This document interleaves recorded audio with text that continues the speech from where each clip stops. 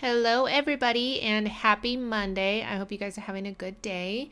Today I'm going to be sharing with you how I created this mixed media type canvas, and I'm using the new Prima Zella Teal collection. It's super gorgeous and I am so excited that I finally got a chance to play with it. So if you haven't seen my haul video, I will link it in the right hand corner up on top, and so you guys could go check it out.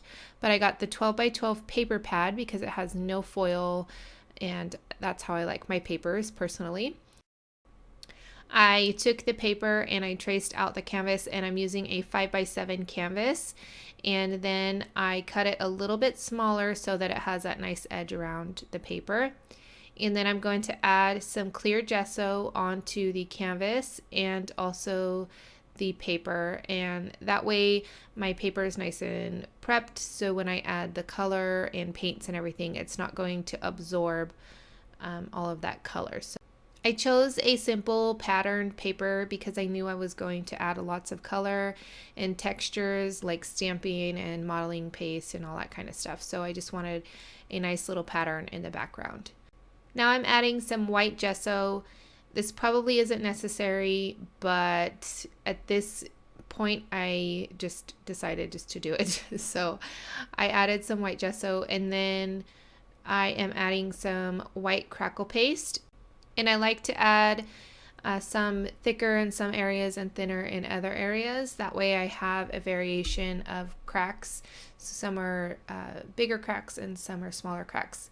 And then I'm going to add it to the sides of my canvas too. I didn't add any color to the sides of the canvas. You can do that, but I just wanted a little bit of texture and interest on the sides of the canvas. I left the canvas pretty soft, like a softer look. So I just wanted a little bit of something on the sides of the canvas. So I'm taking the stencil and using some light paste. And if you've been watching me for a while, you know I like light paste more than I do modeling paste. It dries quicker, it holds up better when I add sprays and inks and all that sort of thing. And I'm using a silicone brush from Prima. I love this brush when I'm using any type of paste. And then I'm going to add some acrylic paste. This is some of the new Impasto paint.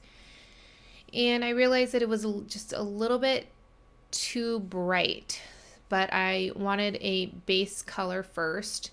And I'm using a watercolor brush. That way I can water it down a little bit, and it's going to help it flow where it wants to and get in all of those cracks, and just follow all of that texture from the light paste.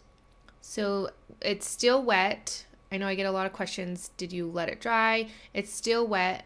And then I am adding some Dragonfly blue, and because the acrylic paint was still wet, it helps it just flow nicely in where it wants to. So I add a little bit of water, and then I am helping it move around, just tilting it back and forth and side to side, and then also with the watercolor brush. And then I am seeing here how I want, or where I want all of that color, just placing that little resin frame down first, and then I can kind of see where I want that color. And I'm using a baby wipe and just picking up a little bit of that color where I don't want so much of it. And because I used gesso, it did not seep into the paper, and I'm able to pick some of that up as long as I work pretty fast. So after that dries, I am using a Finnabair stamp. These are like $1.50, somewhere around there. And they're great little stamps to add texture to projects. And I'm using StazOn ink, which is waterproof, and it will not bleed once I add more color. So this is soft teal, and I add just a little bit, and then I'm using my heat tool to help move it around. You can also let it dry on its own. I am very impatient, so I love my heat tool. And I am going to start adding different embellishments. After all of the color is dry, I am going to start adding all of my layers. So I am adding some art pebbles. They are from Prima, and they're just clear and they're plastic, and they just add a lot of texture, and you could paint them, leave them clear. Just the possibilities are endless. I am also adding some clay pieces, and if you've been watching me for a while, you know that I just like to have these on hand, so I do a bunch at a time, and then I have them ready to go, so I don't have to wait for them to dry, because as you know, I'm impatient, so I like to do them ahead of time. And I just broke it in half, and I like having those little edges on the clay pieces too, because when you add color, it kind of seeps in more into those areas and just gives more interest to your projects. All right, so I am adding some gesso. This is white gesso, and I added it to the little pebbles, and then I'm just kind of dry brushing on some here and there just to help blend out that color in the back of the canvas. And then this is some of the white crackle paste. I wanted just a little bit of paste, a little bit of cracks here and there on the art pebbles, and also on the clay pieces and the resin frame. And then I will, I don't know why I'm adding it in the center. Didn't really make a difference. So I decided that I wanted some more pattern paper. So I just took some of the same 12 by 12 sheet that I had and just tore it apart and kind of roughed up the edges. And then I'm going to layer that resin frame on top. And then I do add, I can't remember if I'm going to show it or not, but I do add some clear gesso to the paper. That way when I add splatters and the different sprays and mediums to the whole canvas in the end, then it's not going to seep into the paper. So I have some flowers that I'm going to be adding here and there, and some other embellishments. And all of the supplies I use will be listed down below as always, and also over on my website. I find it easier to figure out what you want to buy or purchase or put on your wish list if you head on over to my website, because there's pictures, and in the description box on YouTube it's just a list of things. So be sure to go and check that out.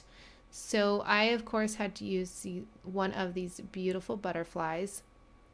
They're so pretty. And then I fussy cut some of the flower images out, and I'm just kind of tucking them here and there and just adding sort of the last little embellishments here and there. And then I took this chipboard piece, and it did have a fishtail on both ends, but I cut one of them off on the left hand side, so it kind of fits over on that side there, and it just says beautiful. And then I'm going to dry brush on some gesso onto the flowers, and just kind of overall, because I wanted this canvas to be on the lighter airy side. I guess that's the word, I don't know. I just when I look at the canvas, I feel like it's light and airy. So I am adding some splatters with the the Distress Spray Stain. It's Picket Fence, and I love this to add splatters. And then now I'm adding a little bit more color. This is the soft teal, and then I will take it and just use a nozzle to have more control where I am putting the color, and then I'll use some water, and then that way it can just spread where it wants to. So I like doing that because I have more control where I am putting the color. All right, so now I am taking some of I have it somewhere on my desk here. Hold on. All right. The Sparks paint, it's Mermaid Sparkle. Really, really pretty. Lots of sparkle in there. And what I do is I take it and I put it where I want it, and then I'm going to either spray some water or use the watercolor brush just to blend it out a little bit. And as you could see, I'm just continuing to add it here and there. It adds just a little bit of sparkle and just more interest to my project.